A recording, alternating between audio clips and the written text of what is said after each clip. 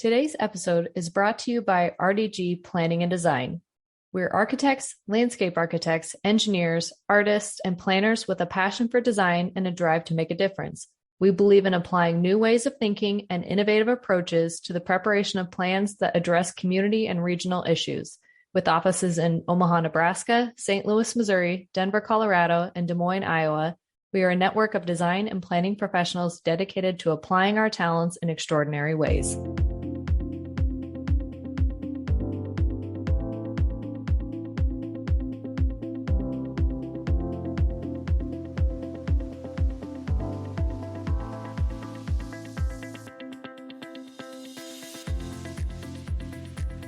Hello and welcome to the Booked on Planning podcast. I'm your host, Stephanie Rouse, transportation planner with the Lincoln-Lancaster County Planning Department, and I'm joined today by my co-host, Ryan Amaton, a senior planner with the City of Corvallis. We're here to get you hooked on planning through the books that have shaped the field.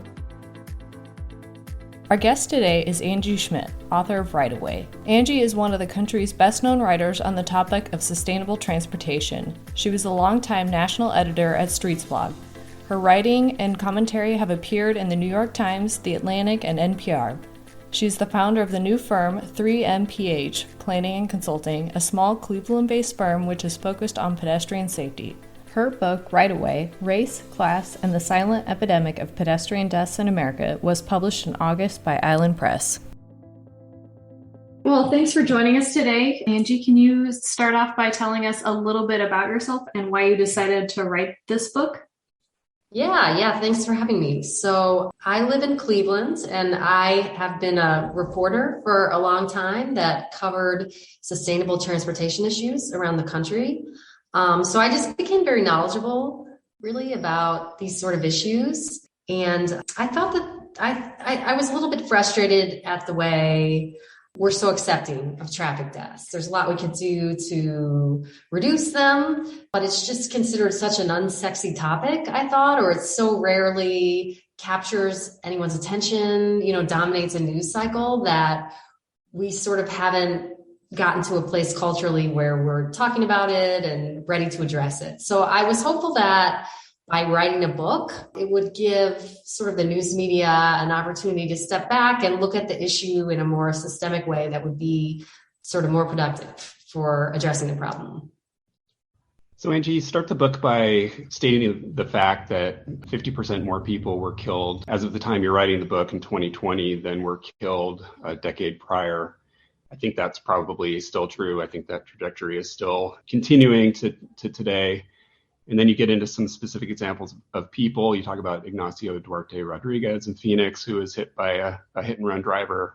You talk about Samara Banks in Philadelphia, who was killed along with 3 of her 4 children in Philadelphia. And then you talk about some geographic areas, including East Portland, my hometown. 82nd Avenue is a well-known dangerous road, and there have been a lot of high-profile fatalities even since your book came out along 82nd. And a picture comes together of disproportionately affecting low-income and minority communities, and I think that's pretty evident. So this is a dumb question, but why is equity important when we talk about pedestrian safety? The way we've looked at this in the urban planning profession has been really sort of geographically focused. And the way we look at these kind of things is really important to how we decide to move forward and whether we accomplish anything. So in urban planning, we sort of look at it from a geographic perspective. And I think in the media, we've looked at it like the framing that I heard someone use to talk about it is episodic. So they just kind of, whenever there's a crash, they describe what happened in the crash on its own, and then they sort of move on. One of my chapters in the book is about the demographics of who's hurt and killed. And I think it's interesting to look at from a demographic perspective. And I talk about this in a lot of my presentations.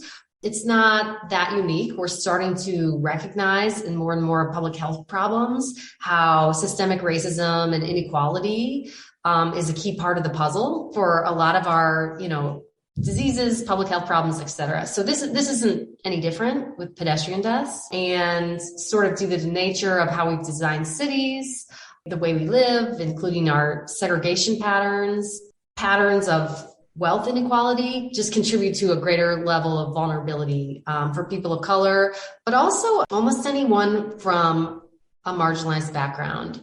So I should be a little more specific. Instead of just saying people of color, it's really Indigenous folks who are at very high risk and Black people. And also other groups that are at high risk include, you mentioned, people who live in low-income neighborhoods. Older folks are at high risk. People over 50 and especially over 75 are at very high risk. People with disabilities, there's some data that shows that they're at high risk as well. And, people who meet one or more of those criteria their risk would be even higher. And there's a lot of people like that. So probably the most eye-opening chapter for me was chapter 5, which is called Killer Cars, where you talk about the design of cars and trucks themselves and how over time they've become more dangerous. They're getting higher, they're getting heavier, they got more horsepower now. And the industry is actually really pushing that image of the big macho car and truck and the aggressive design. And they're pushing it because they're making a lot of money. These cars are very expensive and it's paying off for them. But at the same time, it seems like we haven't been able to regulate cars and trucks the same way that we're able to regulate some other things. You talk about how the pedestrian is not considered the same as the driver when it comes to safety regulations. And so I'm just kind of wondering, why is it so difficult to regulate the auto industry? And is there anything that regular people can do to help push the needle on that? Yeah, so actually, since the book was published, there's been sort of an exciting development on this front. And not a lot of people are aware, but so in the United States, we've never regulated vehicles to protect the people outside of vehicles. We have all these regulations, and you're probably familiar with a lot of them, like seatbelts, airbags, anti-lock brakes, those kind of things. But all that just makes the people inside the vehicle safer. But we could apply those same types of ideas to the outside of the vehicle too. And a lot of it is about sort of like cushioning the blow when you talk about the physics of a car crash. But anyway, we've never done that for pedestrians and cyclists. And I think it has to do with some of these equity issues we talked about. A lot of times it's not universal, but a lot of times like the driver would be a higher status person. But anyway, like I said, there's been kind of an exciting development about this. And as part of the infrastructure bill, there was a provision included that said that they're going to change the way we rate cars for safety. So we use a 5-star, it's called NCAP. We use a 5-star vehicle safety rating system, but we've never even rated cars for impacts to pedestrians. So drivers aren't even informed if they're driving a car that is especially dangerous. So they're going to overhaul that document and they're going to add that rating. So for the first time, we'll at least be testing cars and we'll have a better idea of which ones are most dangerous.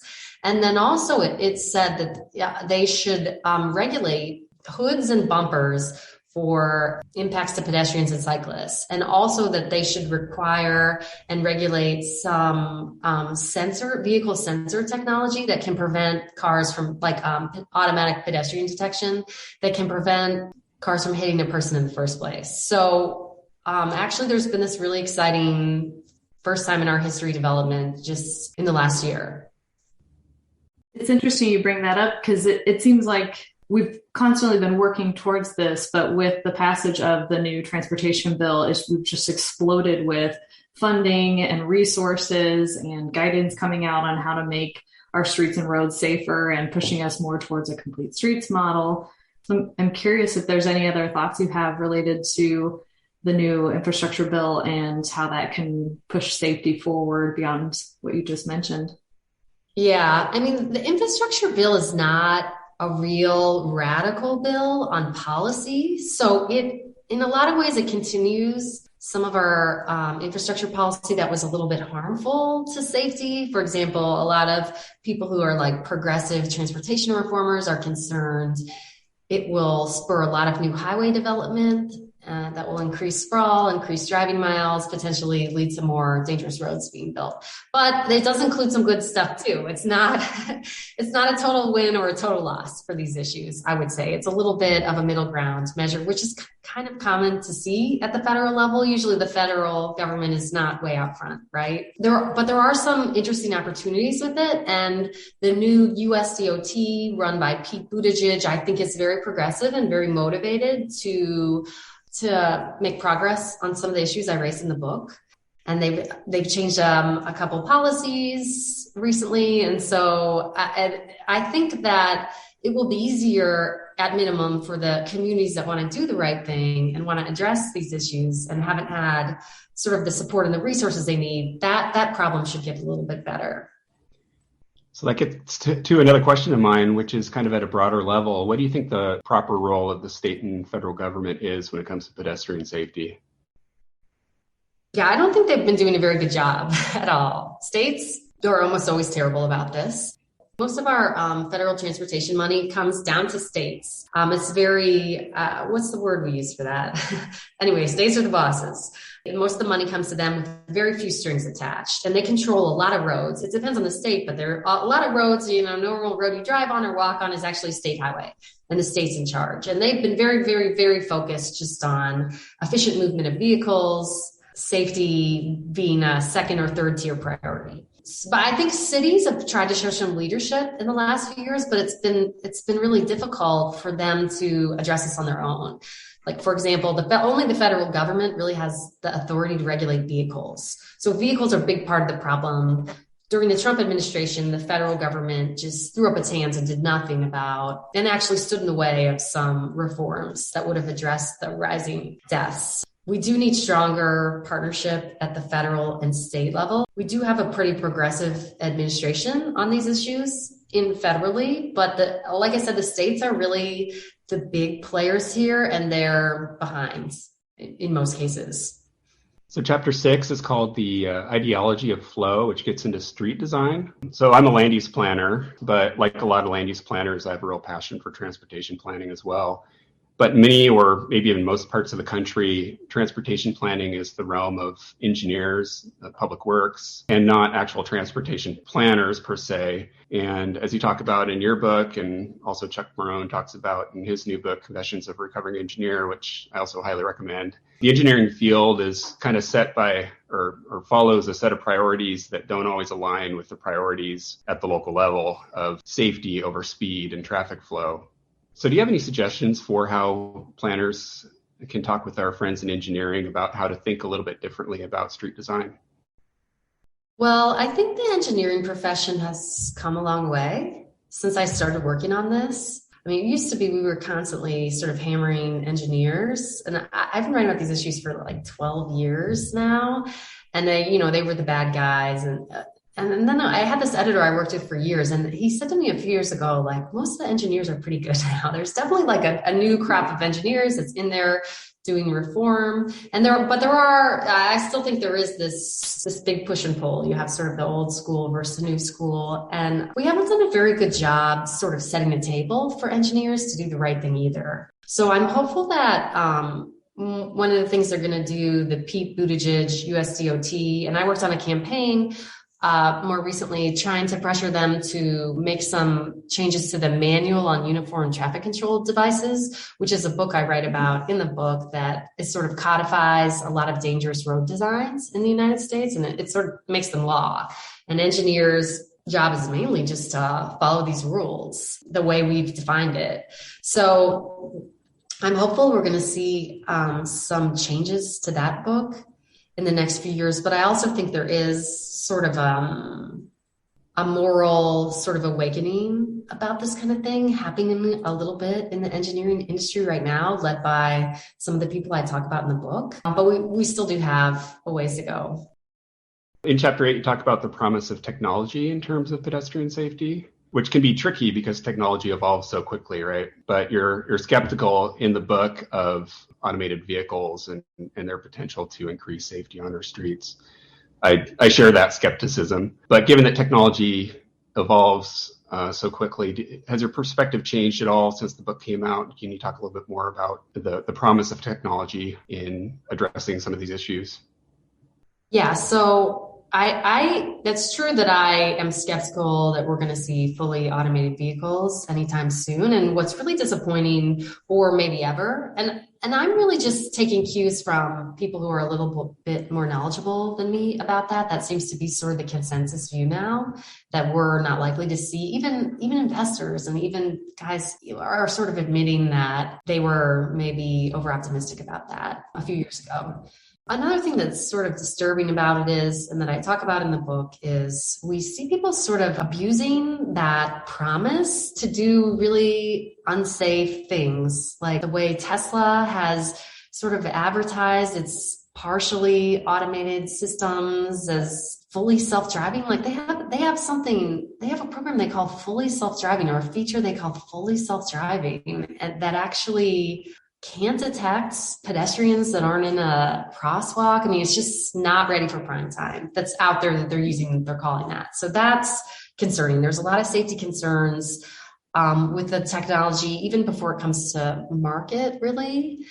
But one thing I am optimistic about is, at the same time, there are technologies, new emerging technologies that are starting to become standard in a lot of cars, especially luxury vehicles, that I think do have the potential to save a lot of lives. And I talked about that earlier in the discussion a little bit. Like one of the things that's kind of exciting is there's a lot of new sensor technology. So if you have a newer car, it probably comes with automatic emergency braking.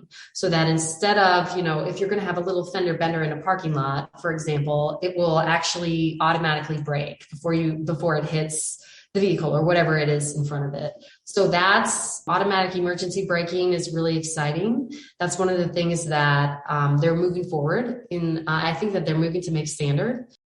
There's automatic pedestrian detection too, which is a little bit not as advanced right now. It's maybe not as reliable, but it has a lot of potential too. So, and there's other cool things like connected, like I talk about in the book, connected vehicles. So I don't know why there isn't more sort of discussion or knowledge about this. And when I do try to talk about it, I think like the terminology we use is just so boring that people tune out. But like this connected vehicles idea is a car could send a radio signal to another car saying, this is where I am. And then it sends a message to the car not to hit it. So there was actually a lot of potential with that. And it was sort of almost ready to go. We were almost ready to go with that. And you can use the same sort of system for vehicles to communicate with infrastructure like red lights. So the red light can send a signal to the car, even if the driver is not paying attention and drunk and about to blow the red light and there's a child in the crosswalk, it can send a signal that forces the car to brake. So I think that kind of stuff is really exciting too. And it's sort of a shame that I feel like some of these tech guys, we've spent so much money on these automated cars that it doesn't look like it's going to turn into anything now. And there's all these almost, shovel ready isn't the right term, but like ready to go technologies that we're just not implementing, kind of from lack of will, or they're not as much hype on them.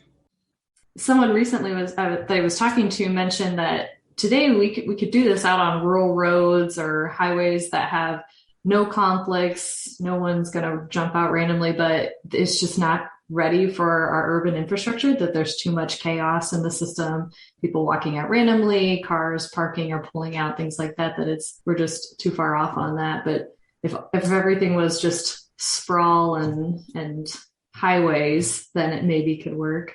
Yeah, on highways, yeah. But then you still have like the last few mile problem. So yeah, like definitely I think we could see, and already you do see that kind of driving becoming a lot more automated, Yeah, they really haven't figured out how to really detect pedestrians and cyclists. And then it's just like a big problem. Yeah, I live in Corvallis, Oregon, and Oregon State University is based here. And all over campus are these little four-wheel robots delivering food to faculty and students. And it's really fascinating. They've been kind of growing the program over the course of a few years now, and they're all over the campus now.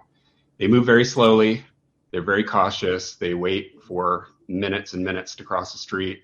But it's fun to watch them kind of interact with each other. They will kind of go up and sort of like ants kind of sniff each other and then move by. So the technology is evolving. It seems like at some point we will get to where the cars can talk to each other and at least recognize when one is nearby.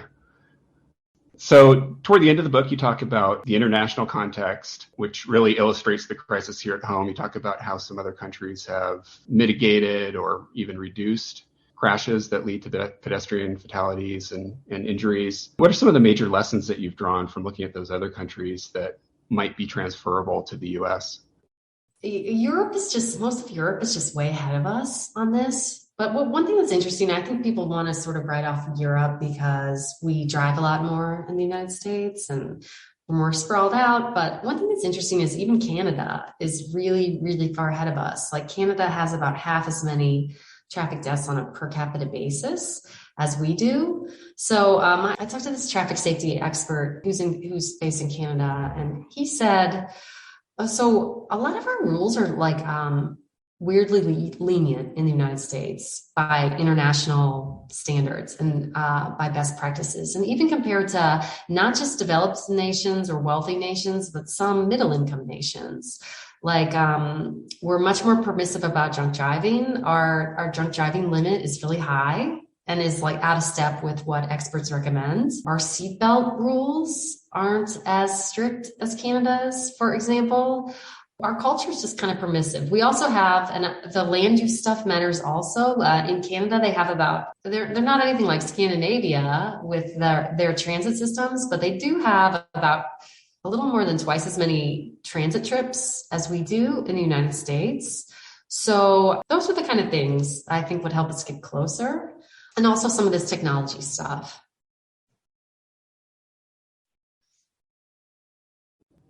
So for land use planners like me, what are some other land use regulations that might be helpful in terms of addressing pedestrian and bicycle safety? Or is it only in the realm of the right-of-way that we can really affect change? That's a really good question. That's a good question. So I think like anything we can do with land use that reduces the need to drive, obviously, is very helpful. So if we had more, like I was talking with some people this morning, we need more scattered site retail, I think. Like the segregation of retail from housing forces people to do a lot of driving that they might not have to do otherwise. So on land use, one thing I think we should do, I don't know if this applies to your job or not. I came across a study writing this that found that one of the big predictors of where a pedestrian crash would occur was retail and restaurants, especially ones that serve low income folks. So like a Walmart, there was a study out of Florida. They found if there was a Walmart added, especially if it was in a lower income area, would predict like 0.8 pedestrian crashes per year or something. I can't remember. Don't quote me on that exactly, but a measurable number. And the same went for drive-through restaurants. So we know that those are areas of concern. Workers might need to access them. So one thing I think we should be better about is how we handle the sites, those sites themselves. So I think usually if a Walmart is constructed, like the question of how someone who rides the bus there or walks there is not even really considered in a formal way. And we don't go any farther than that to make sure like the site itself has a safe, comfortable access for people on foot or wheelchair. So those are the kind of things I think people at the municipal level could implement, have a lot of authority to implement that we have not done a very good job with. It's something the city of Lincoln that we just adopted in our long range comprehensive plan this last year is this idea of complete neighborhoods that you can get to all your basic amenities within a 15-minute walk, because all of our development patterns have been very suburban of giant shopping centers, houses separate from that. There's not good connections to get into it. So I think there's obviously going to be a need to drive to certain locations, but for a lot of your daily needs, you should be able to walk, bike, or take transit. Yeah, I mean, it would be nice, right? I wonder how much authority planning and zoning has to make that occur. And I think it depends a lot on sort of the wealth of the community, right? How much negotiating power they have with certain businesses. I don't know. It's interesting. Yeah, I kind of feel like there is a trend too with more developers wanting to create those kind of communities. They're finally catching on that that's where the majority of people want to live, is to be able to walk to dinner or bar or whatever it is. And so they're trying to make those more incorporated communities. Yeah, I know. I do think, I mean, I get frustrated that we still do such a bad job, but I agree that there are signs of progress, even just from private entities. I notice that without much, it doesn't seem too much prompting or like activism around it.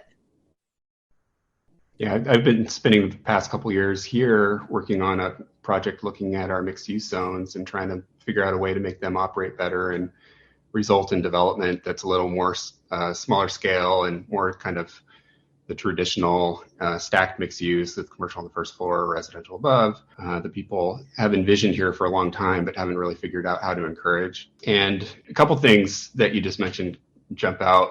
One, Stephanie, that I think developers are kind of catching on, that's a marketable development type. It might be a little more expensive on the front end, but it does create a community that people want to be in. And then the other thing, Angie, you mentioned drive-through facilities. That was a topic throughout the course of this project. Do we want drive-through facilities at all in our mixed-use areas, or even allow them through some kind of a conditional development permit process? And bike and ped community came out pretty strongly to discourage us allowing them at all in mixed-use zones in our city.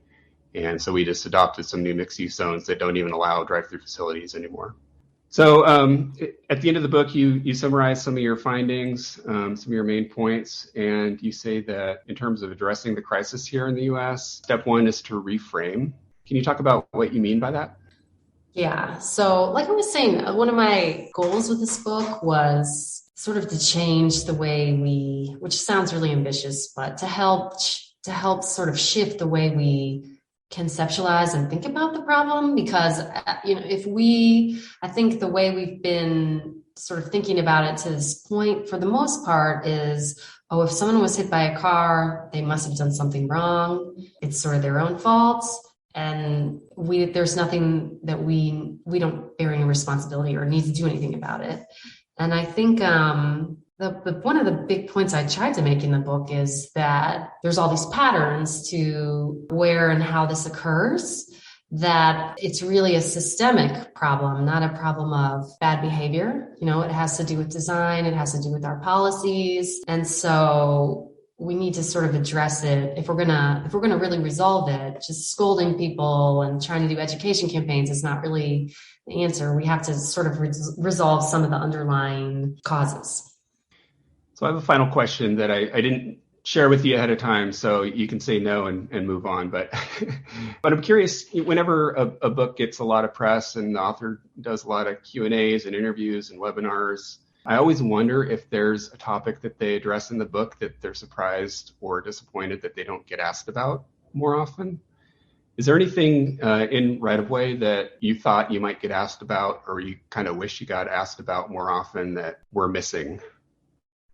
Yeah, I don't know. I mean, usually people don't ask me. Some of my favorite parts of the book are like usually not the kind of things I get questions about, but I don't know if that's like a big problem. Because I think it's sort of interesting. One of the things that was interesting for me to learn about was just, I knew a little bit about how big of a problem it was in the developing world, but I was even surprised looking at some of the data in some low-income countries, just how big the problem is. So I thought that was really interesting. And some of the examples there was a couple of people that I introduced that I think of as being like sort of the heroes, a little bit of the story. Again, those are some of my favorite parts of Right. And I don't get asked about them that much, but I don't know that it's that disappointing to me. I think it's just, I don't know. It's not as technical, it's more story driven and personality driven.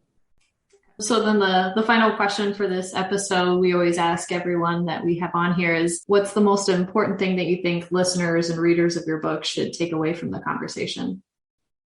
So I do think I think like when I talked about the reframing, so I got really interested. This book was finished before Corona, but it was sort of interesting to have just written a book about like a public health problem that's related to risk and has sort of systemic and, inequality aspects to it. And then to see how we responded to Corona. In a lot of ways, I was really frustrated with our Corona response, and not in the ways a lot of my friends were either. I think we've made a lot of the same mistakes with our Corona response that we've made with this. And one of the big mistakes, I think, is moralizing don't moralize a public health problem. So if someone's hit by a car, don't, it's a little bit of a cop out for us to just say, well, they made a mistake, so they deserve to be killed. I don't think we should do that with Corona either. Like, well, they didn't wear a mask well enough, or, whatever the case was. I think that we've fallen into some of the same traps. We really need to be focused on the systemic, sort of looking at it from a systemic and collective rather than individualistic way if we're really going to resolve the problem, I think. It's really interesting, and it kind of brings to mind the whole movement of Vision Zero and how that's becoming more prominent. More communities are adopting that, reframing it, that it's not an accident, that it was a crash, and trying to change not just the behavior of people, like you talked about earlier, but changing the system and making it foolproof, and instead of just accepting that people make mistakes and result in deadly accidents. Right, because it's not that like people never do things that are horrible on the roads, because for sure, there's sort of a range of behavior, and some of it really is like criminal. For example, a street racing, or some of the reckless driving or drunk driving. But the whole system itself. I mean, a lot of the blame really belongs to wider societal issues that we haven't done a good job with addressing. So that's really where a lot more of our focus needs to be. I think that's a great place to end, and a good takeaway for kind of what your book Right Away addresses. And I recommend that everyone check it out. So thanks for joining us today. Yeah. Thanks for having me. I appreciate it. Yeah, thank you.